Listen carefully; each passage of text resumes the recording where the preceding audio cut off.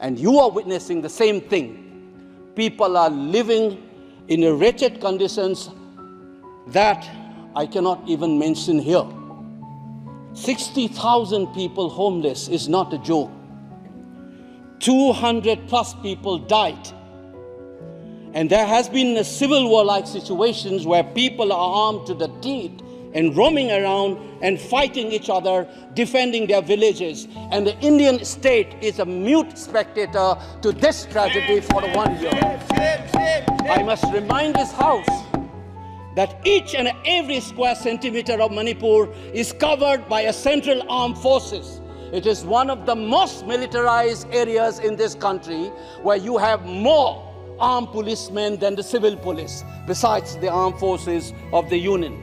Despite this, how is that 60,000 people were rendered homeless and villages in thousands were destroyed? And yet, our Prime Minister remained mute, not even a word. And the presidential address did not even mention that. Shame, shame, shame. You are also saying that the likes of Ratan Tiam, the icon of the culture of this country, Harivam Sham Sharma, don't matter in this country. If you have an iota of concern for this state, there would not have been a silence. There would not have been a silence in this House, nor in the presidential address. This must be registered. Please raise your point of order. If you wanted to doubt the nationality and the nationalism of the people of that state, you must realize that these people have fought for the country. These people have brought Lural to this country after independence. Can you negate this fact? We are talking about the inclusion of the Northeast history after 75 years. That's a classic exclusion. India was an anthropological subject, not a historical subject in the eyes of the colonial forces. And today, the Northeast remains outside of the history of the Indian history textbook. That is why you treat them as the other. And that's the silence. And the silence on the Manipur tragedy is not unique.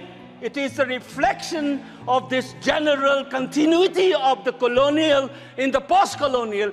It is sad to see a nationalist party like the BJP will feel comfortable with this silence on the tragedy of Manipur. Keep your hands on your heart and think about the 60,000 people who are linguistic in relief camps. And those mothers, those widows, think of them. And then you talk about nationalism. Point is made. He made Only his point. then we will understand what this tragedy means. And Mr. Chairman, the hurt, the anger has thrown a nobody like me to be part of this temple of democracy. Beating the BJP cabinet minister, think about the pain. If you hear an anxiety, anguish, and pain in my voice, please go back and see those 60,000 people linguisting in the relief camp. Don't talk about partition remembrance till you bring that. I would keep quiet the moment the Prime Minister opened his mouth and the Nationalist Party says that Manipur is part of India and we care for the people of that state. Only then I will accept what is nationalism in our face.